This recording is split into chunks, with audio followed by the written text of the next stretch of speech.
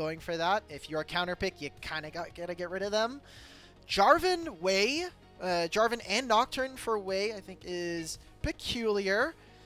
Taking a look at some other junglers that we've been gotten, I was thinking maybe we'd want to get rid of Vi, but probably is just going to be the first pick coming on through for Guwon. I would love to see him go towards the Lee Sin. This guy is a mechanical nightmare on that champion for enemy teams. That's always fun. Always just a pro to shout out the Lee Sin. But yeah, I'm with you there, Alk. I think jungle is going to be their pick. Vi, Lee Sin, Xin Zhao, if you want to go towards their Pantheon, all are very up and available. As Varus was going to be the last ban. Remember, folks, we're going to keep talking about the flexibility of NIP. That was a flex ban, if we want to get real specific. Looks like it's just going to be a straight Seraphine lock. So what is this telling you? JiaQi, we can't pick Ashe Lulu because sometimes if you want to break up the Ashe Seraphine, you just take Ashe Lulu, but Lulu was taken away in Fearless thanks to game number 1. So are you going to go for Ashe and like Alistar or Ashe plus something else? Ashe Melio sounds really weak. We'll end up seeing.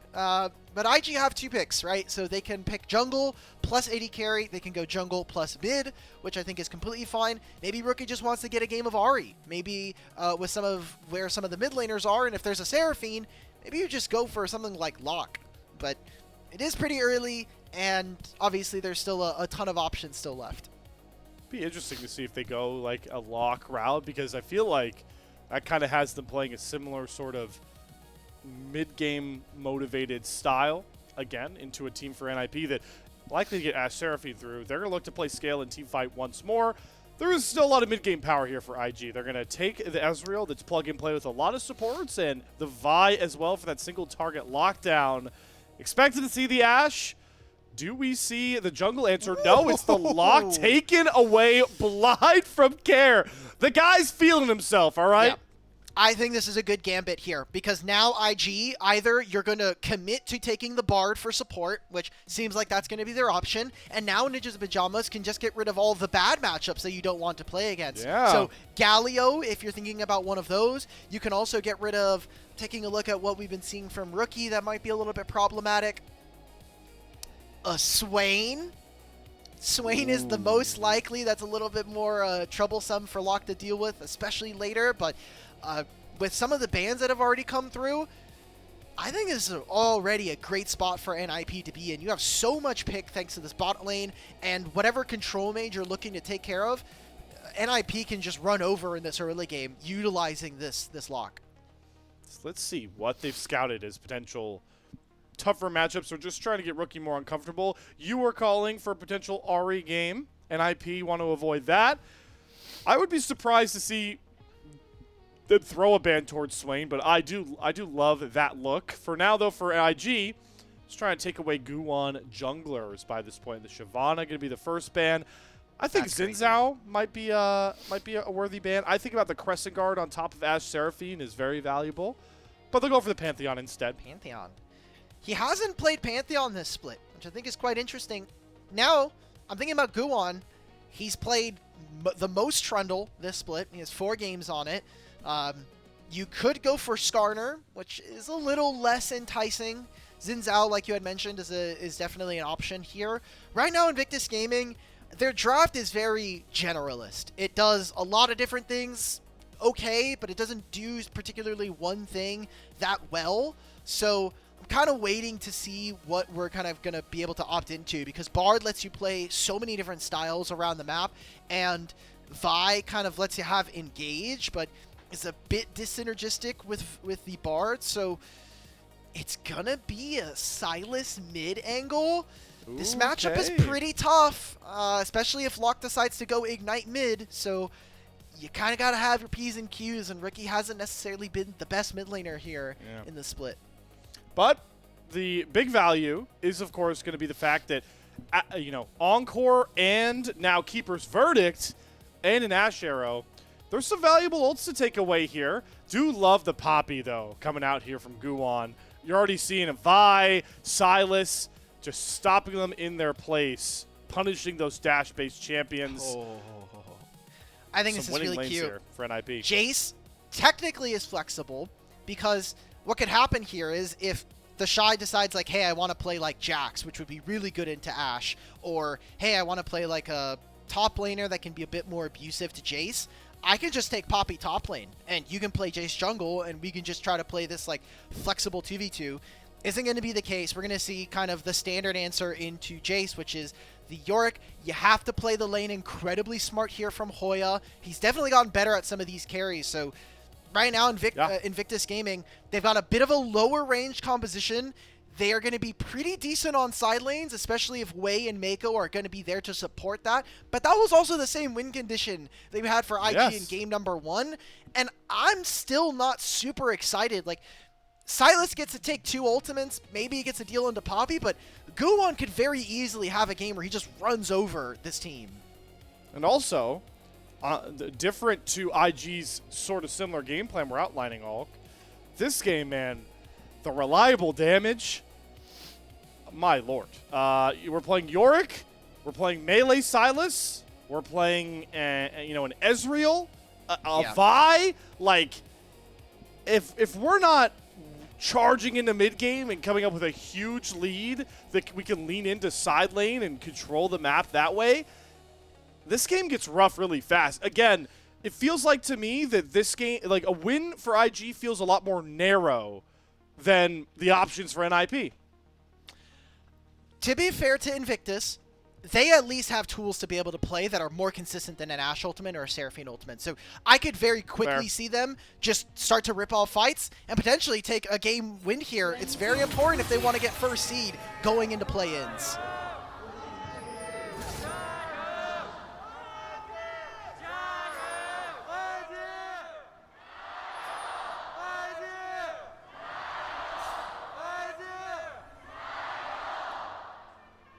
Man, if I'm one of those NIP super fans up front leading the chant, if this game goes NIP's way, like game 1, or they are able to start winning, I'm turning around and I'm just holding my hands out to the whole arena, man. There's not. Let me tell you, it's fun when you got your whole fandom there and your team's winning and everyone's getting loud. But low key, on some hater stuff, it's way more fun to be the hated one in an arena and turn around and look at everybody when they get proven wrong. So we'll see if that's the case for the NIP superfans here in this game too. He's just saying that as a Phillies fan, guys. Oh yeah, that's 100% a Philly thing. Yeah. Also, this is also to be fair, the only times that I've gotten to see my teams, because I'm like a transplant Philly fan, if anyone's curious, has been as the away fan. So that's always how I've had to watch those sports teams. Yep. Just want to note, Care did end up going for the Ignite in this lane. Oh, yeah, I love this champion so much. I've been able to cast a lot of Lock recently, and if you've been on the LPL anytime recently and seen, you know I'm going to complain about Soul Ignition. I'm just getting it out of the way now. I think the fact that he gets a movement speed buff and he also gets a heal, we got to do something about this, Riot Games. We are seeing some really interesting pathing. Poppy was already invading topside. Wei is doing the same, and NIP's bot lane is really far pushed up. They could turn this very quickly. Yeah, a bit of an inkling, but oh no. Yep, he's walking right away. Ball breaker, tries to use the heal immediately. Not much more follow-up. It's going to be Ghost heal as a simple trade, so Fengyue not going to die. And they're now going to have an idea what Wei's pathing looks like. Guwon trying to kind of chase him with They want to contest blue buff.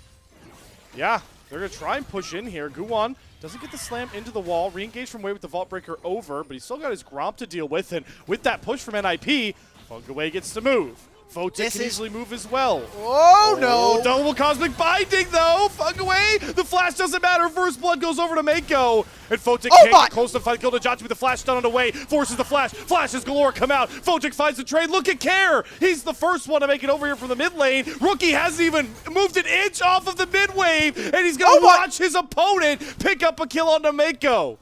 Guwon has 4 HP. He just lived. That is so much gold going over to NIP. Can we please remove Soul Ignition from the game? He has so much movement speed. He has the blink over the wall. He used Ignite to find that kill.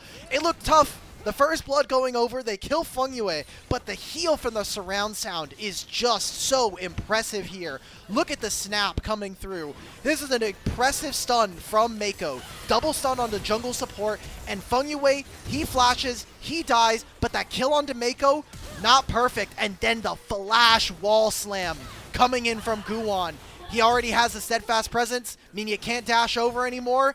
Meiko, you just can't step up. They don't know that Care is here. Huge early opener. And Guwon now, he gets to go to his top side. He gets to take all of these camps. The only thing that Wei can say that he gets is top scuttle and bot scuttle. And look how that panned out in game number 1. Oh, I'm just getting mad, man. I watched that replay. Rookie walks off of mid-wave a little bit to move first, then walks back. Care moves, and he doesn't move. Jungle diff indeed. All right, here's the jungle diff in real time. Guwon paying a visit towards TheShy. Runs out of mana. Holding on to his flash, though, and Hoya can't really commit any further, but there's some more jungle pressure from NIP, who, for the first time in this series outside the final 3 minutes of game 1, are holding a gold lead. Don't think that's going to exist for very much longer. Guwon sacrificed all of this. He's not even... Please tell me he's going to do his camps. Okay. I thought he was going to come over and contest Raptors. He is just leaving blue buff up, which... XP is very good, but if you never kill this camp, it is always going to be a level 1 blue buff. It is going to be very, very minimal in the value it gives once he finally takes this down. So all he does is he stops his wolves. He doesn't even get in contest for the scuttle on the bottom side here. He's even because he has 2 assists right now, but I would consider Wei in a pretty decent spot. Oh my god. Nice dodge there, Care. Ash in pursuit gets out of a hijack purgatory. Guwon does not care about your camps and XP. Ulk, he is hovering his bot lane, just trying to put more pressure on this side of the map. But he will finally go after his Krugs and start to try and catch up a bit here into Wei. Dragon, of course, is up and available on this bot side, but can't really see either of these junglers too well positioned for it, unless Guwon wants to continue to sacrifice his XP and stuff. But his bottom lane's definitely doing the heavy lifting to give him an opening to at least start up at his own. JiaQi completely out of the bot lane onto a reset, and Meiko not far behind. I know Meiko has Electrocute on Bard, but I would be really, really interested to see if he is maxing the healing shrine second, because when you're getting poked out like this, you need as much of health as possible, and JiaQi getting thrown out like that, he is down 20 CS, and that's 2 plates on bottom side. Not also to mention the kills that Photic and the rest of the team got on that early invade, so you're feeling extremely good. And now he has tier 2 boots at 6 minutes. Yep. You press Ghost as against JiaQi, and suddenly that's going to be a massive turn. They're going to spot this out. Oh, Wei doesn't know how many members there are here. So he thinks that he's punished. Oh, they actually spot Guwon on his blue buff. So they know, okay, nothing's going to happen here. Level 1 blue buff taken at 640 in the game for Guwon. Hey, but now he at least gets to steal some top camps. He's going to get his Raptors back at the very least, maybe more. His Wei is still yet to finish off of that Dragon. We'll finally collect that one for IG, but I think this is going to be his entire top side. Luckily, he will be able to trade at least 2 of these camps back with Guwon's own possessions. TheShy needs to be careful. He needs to get this wave in. He doesn't have Maiden anymore, and yeah, he'll have Flash, but pings have to be going out. Someone on IG needs to be telling him, like, hey, Poppy's probably taking my top camps here. You gotta be careful if there's gonna be a play. We're gonna continue to do more vertical jungling, but still, it's vertical jungling, and usually when this happens, the sides that the junglers are on are the strong sides. I don't think you're diving Seraphine plus Ashe anytime soon here. And TheShy has to lose this. Probably not this wave. He'll likely just pick it up as soon as it comes back underneath the turret. Maybe we're going to look to dive Care onto the lock. Cease and desist going to be used. Hijack Purgatory drop through. But the Ashe in pursuit going to double dash him towards safety. The Vault Breaker needs to land. Oh my, Care! And Care just flashes over that Vault Breaker. Outplay number 1. Number 2 coming courtesy of Guwon as he catches Rookie trying to make an exit towards stage left. Another slam into the wall should end up doing it. And there it is. A dive onto Care turns into 2 kills for the Ninjas. I really don't bother with the fact that Locke is super strong. That was just really damn clean from Care, man. You just can't get around that. He uses the Ashe in pursuit. He gets away from a Vi ultimate. JiaQi, this is just never happening, guys. He cleanses the beat drop snare. Okay, Fengyue. That flash was a little bit audacious. Good dodge on the Cosmic Binding, though. Meiko flashes. A lot of interesting support flashes coming out in the bottom lane, but Fengyue gets the kill nonetheless. Support will combat. We are styling on them as NIP, and this might just be a continuation of a bad game from Invictus. We're now going for a 2v1 dive on top side, and nobody from IG can answer. Wave is thinning, and with it spotted out, they're a little bit hesitant. Let's all marinate in the Care outplay and make sure to wish him good. Congratulations on this All-Pro ballot. Soul Ignition to heal him for 150 HP. The Ritual Nails, slow, plus the Ignite, gets him underneath the turret. And then Guwon, I don't need to see the rest of this replay. I'll keep it a stack. We're going to literally get the exact same observing we did the first time we saw this. They're just going to slow it down. Yeah, thanks. Slow-mo. That was really damn good. And Care was down about like a quarter to half a level in terms of experience. He has skyrocketed because of those kills, and he is huge in this game. Can't wait to see how he can take over on this champion. The damage it can deliver. Photic stepping up very aggressively. Going to hit the Ash Arrow onto Meiko off to the side, into the beat drop snare, into the wall slam. It's a CC symphony right now from NIP on this bot side, and JiaQi, he gets a lot of damage down, but he's in a 1v3. Arcade shifts forward to at least try and get Photic, but he's one auto short. Oh my, Hoya. The top side, where Hoya is able to outplay TheShy. Not for long, though. The turret not going to be able to find some trade kills. He will die to that dive, but it's dives galore here, Ulk. As they're maybe looking here on to Rookie. Can use the Kingslayer for the heal. There's the Purgatory going to be flashed, but here comes Guwon over the wall. He's going to hijack a Purgatory of his own. Doesn't get slammed to his own wall, but he gets knocked up by the God Hammer from Guwon, who does drop and give a shutdown right back over to Rookie. So he gets that Purgatory. I wonder, when you steal it as Silas, do you also get to pick it up? Because that would be pretty OP when you're talking about your ultimate here.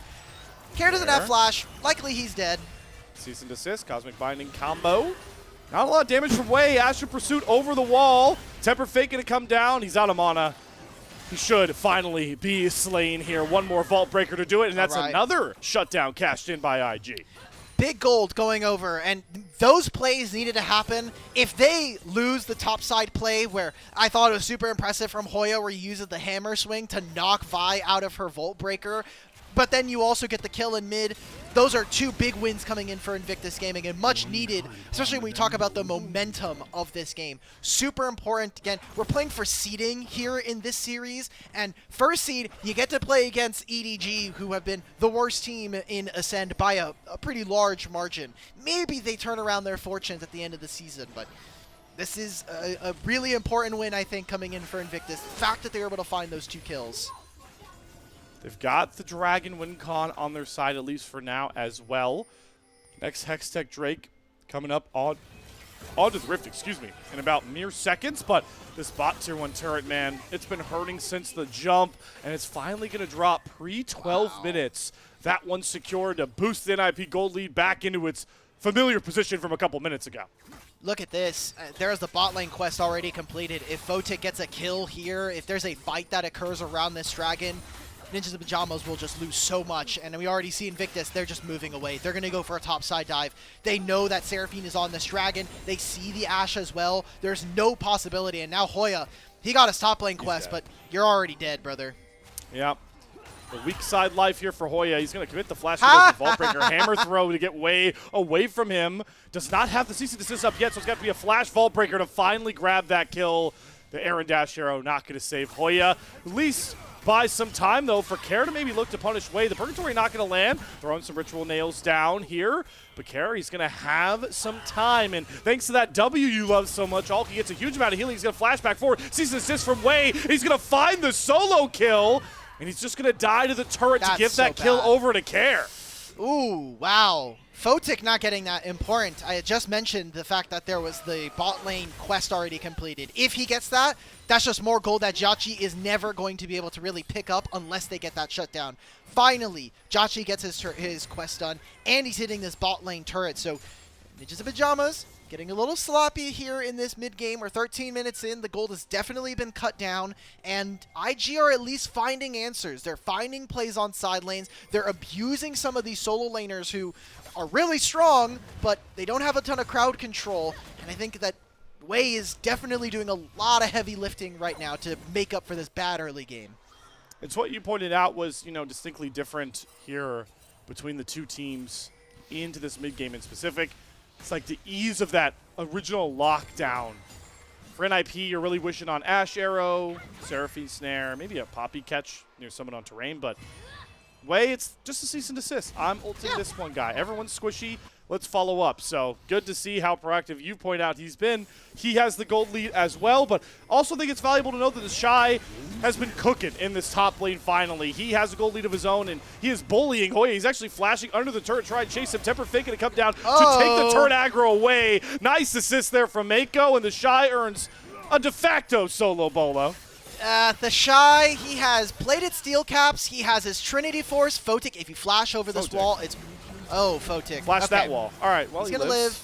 Yeah, we're going to get some TPs. I don't think this is a fight, but Poppy's in the area. And Herald spawns in 30 seconds. We'll see which one of these junglers decides they want to go for this. Perfect McHale's from Meiko. Oh, my God. He didn't even lose a step. Doesn't get the blue buff, at least. Captain Jack's McHale? Nice. Way on the flank here. Trying to see if he can dive under this turret. Maybe. Catch some stragglers. Hoping Guwon goes into this side of the map. No, they don't know he's reset here. There for Guwon, and oh my God, it's the whole crew. It's a hijacked encore. Photic didn't even get a chance to move. The double tap, though, does snare Way, and he will drop to the turret. Care off to the side as well. Going to drop the Purgatory. Meiko will step away from it, but steps right into the waiting arms of Care, who puts some ritual nails down into his coffin. 2 kills back there for NIP as this game turns bloody. It'll be Herald, but I still think this is good for Invictus Gaming. They're getting summoner spells out from their opponents, and they're cutting this gold lead that Photic have. He was up at 1,700. Bot lane quest kicked in. That's 300 gold to IG, and then another kill. Gotta say, it's a very good early mid game here coming in from Invictus. And now they're getting another turret split between Rookie and TheShy. They're trying to make up the deficit by punishing Hoya repeatedly. Care doesn't have Purgatory, so...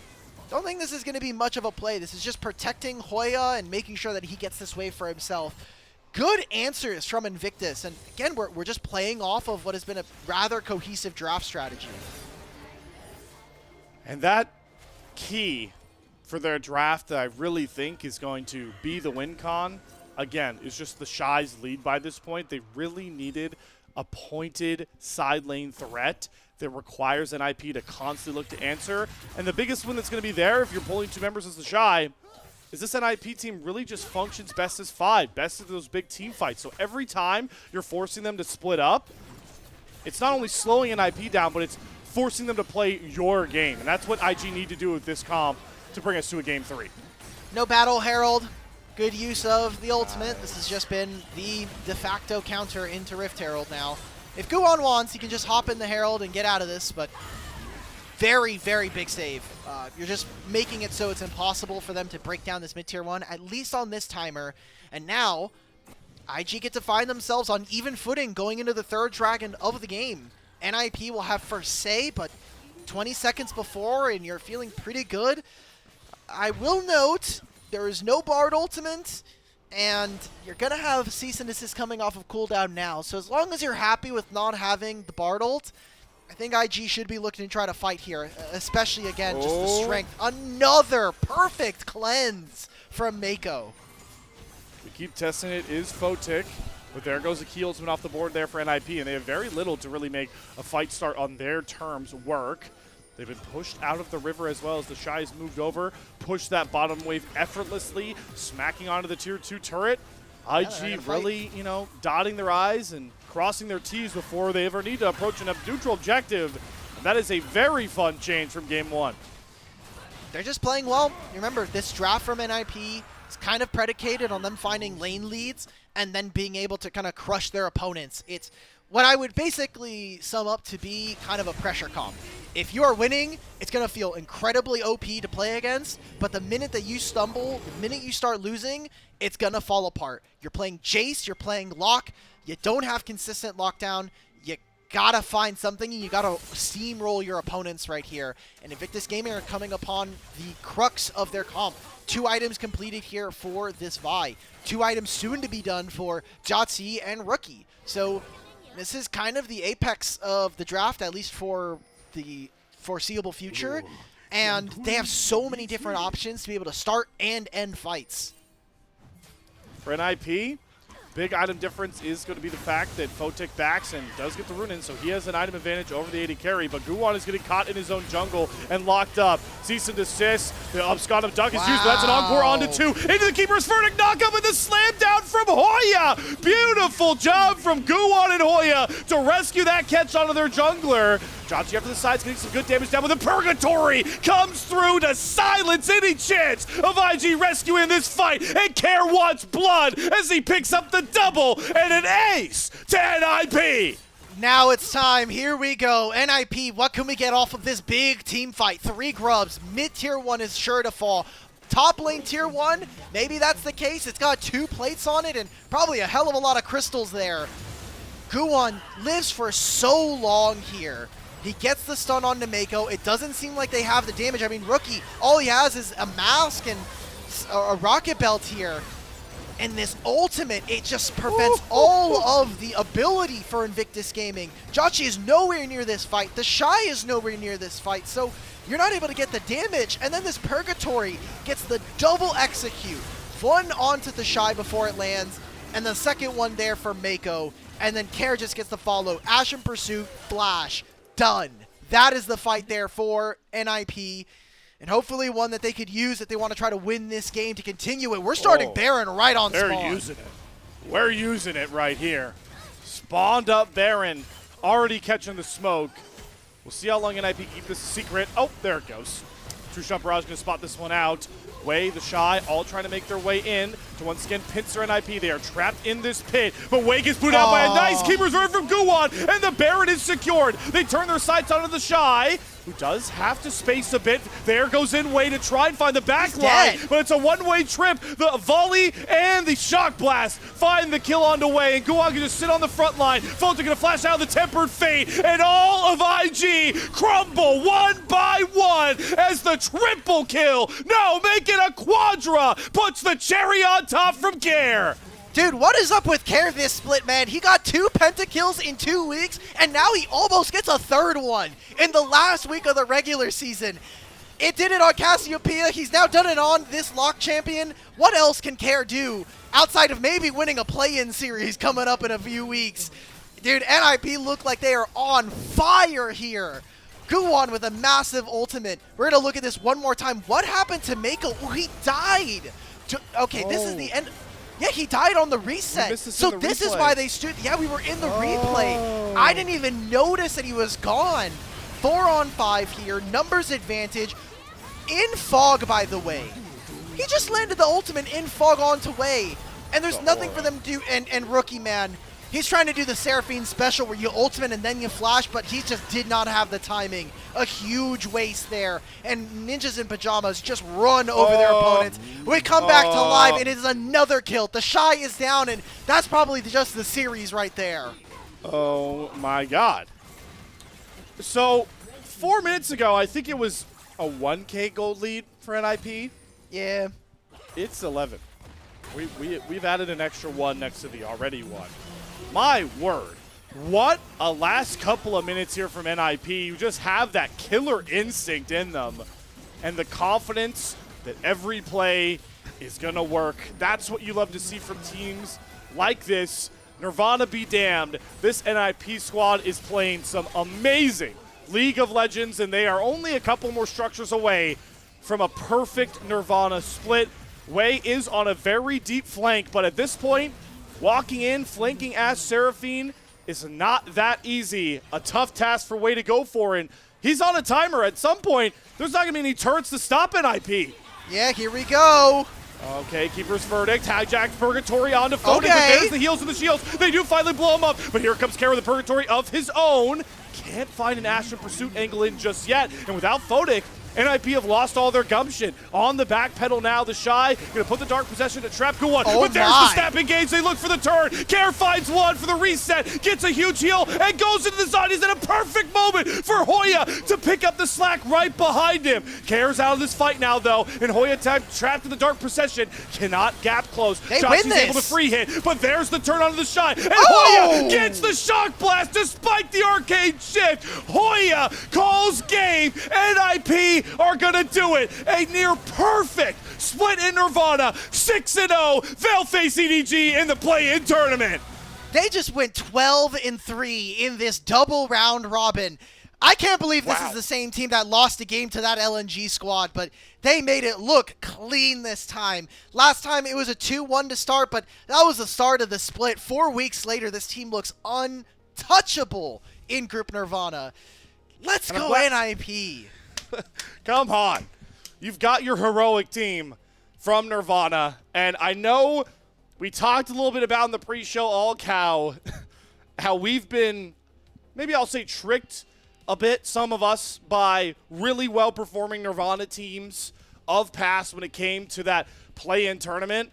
Of course, I'm mentioning the fact that I've been tricked by LNG this year in particular. But what I will say right now is at no point did LNG at their highest point in Nirvana look this good. This team, there are levels to this, all, and this is a whole different one for any other Group Nirvana hopeful we've talked about in the past. Just beautiful stuff. They problem solved in the middle of that game where it started to get a little bit stressful.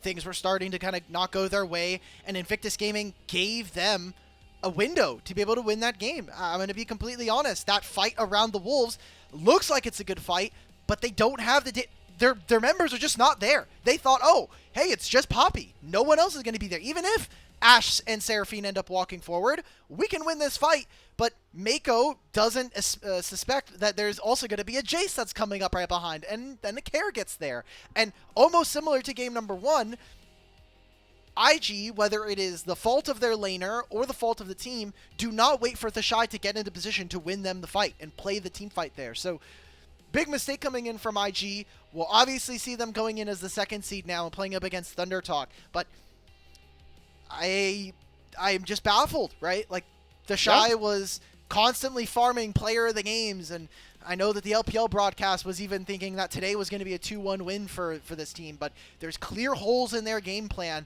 especially from the solo lanes, and that was an incredible early game from Guwon. That was crazy what he did on the Poppy. I mean, both of these games, right? He was playing for the team. Full sacrifice. We talked about how behind he got on the Maokai. It didn't matter. He did what he had to do, securing early Drakes with Nature's Grasp, finding those engages. This game, well, I hear it ringing in my head from you, Dimitri. First, blue buff taken at 6:45.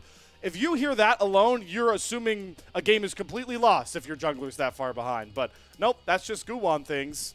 Nobody's going to care about when you took your level 1 blue buff. Yeah, because you got the win. Yeah, Poppy has been one of the most permaban champions all split long, and it's because she is so dangerous early game. Her level 1 through 4 is probably one of the most disgusting you're going to see from most any champion, and it's really hard to miss her dash, right? You gotta, like, buffer it with a champion that has something that's not going to get stopped by her steadfast presence. And we got to see that. Dropping camps, playing for his bottom lane. They win the 3-on-3 on bottom lane. They bring Care over. Like, everything is going well for them. My worry is what happens when this team stumbles? What happens if they find a team that's going to be able to break that early game or break their synergy? Because, hey, we swapped in this top side who have been great all year. Now let's see what this bottom lane that's coming in with Photic and Fengyue, new players to the lineup. Looks like we haven't really missed a beat, honestly, and maybe you'd be able to argue maybe even better than what Awesome and Juo did in splits 1 and 2. I mean, it's hard not to at least entertain the debate, and I will be getting ahead of myself. You talk about teams that they could run into in the future. I'm going to get ahead of myself because I'm so confident that we will be seeing NIP in playoffs. We can clip this off. I don't care. Yeah. I'll say it. But please, please let Fengyue go up against top esports, man. I need it. I need it. That's going to be dependent on the next series, and it's going to also depend on them going into the lower bracket, because if you don't know our playoff format, Producer Ilya, I'm going to look a little over to my right. Do we have the playoff format ready to go? Thank you. There we go. All of our play-ins teams start in the lower bracket, so even if top esports do not lock top 2, they're going to be in the upper bracket. They're likely going to have to end at 3rd place. I think that's actually the lowest they can end, considering they have their last series here tonight against JDG. You're going to have to hope that they get knocked down either in upper semifinals or upper finals, because that's going to be the earliest we're going to see Ninjas in Pyjamas fight them. It's a manifestation angle for sure.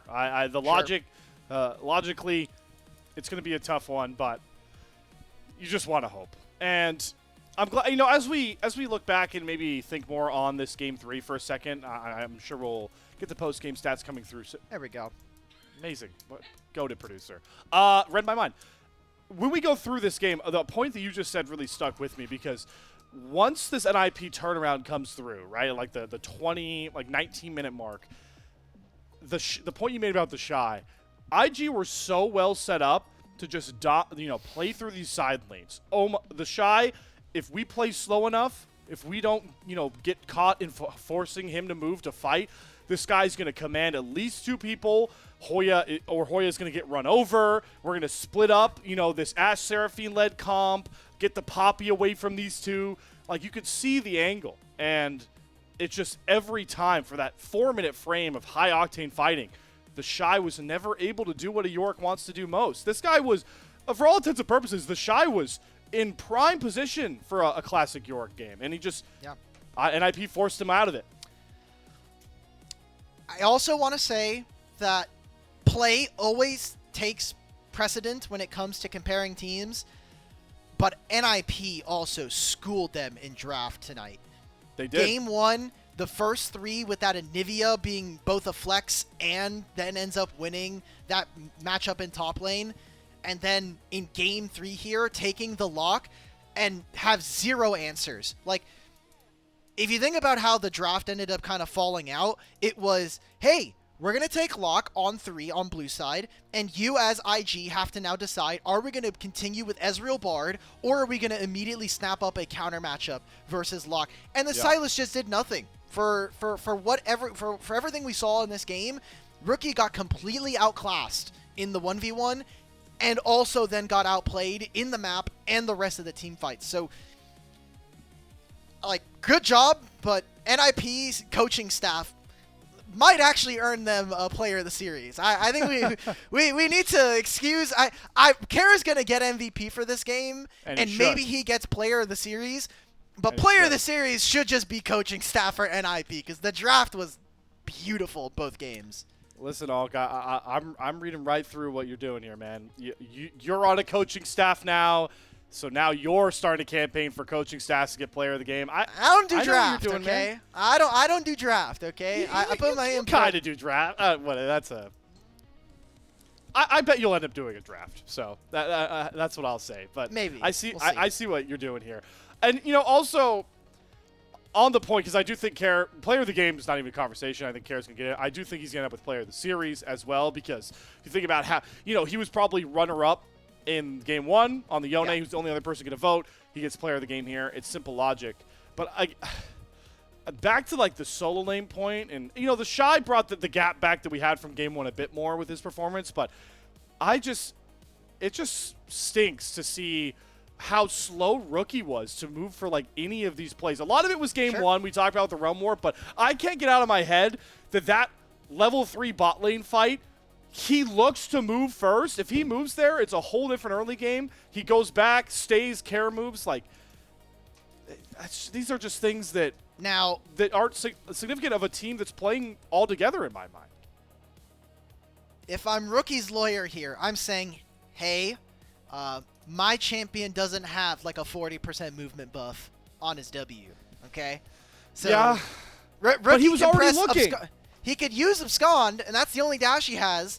But Kare has a blink, he has a movement speed buff, and he also does damage based on missing HP. Well-earned MVP for the game. I also want to note, he has 6 MVPs, which now puts him tied for 5th. There's a rather large, it's him, Junhao, Zueon, and Xiaoxu, which is not bad company to have. This is the last game of the regular season for at least NIP and Invictus Gaming, so this will be the last POG they'll get for now. If Kara gets player of the series, he now actually ties Knight for player of the series in the league.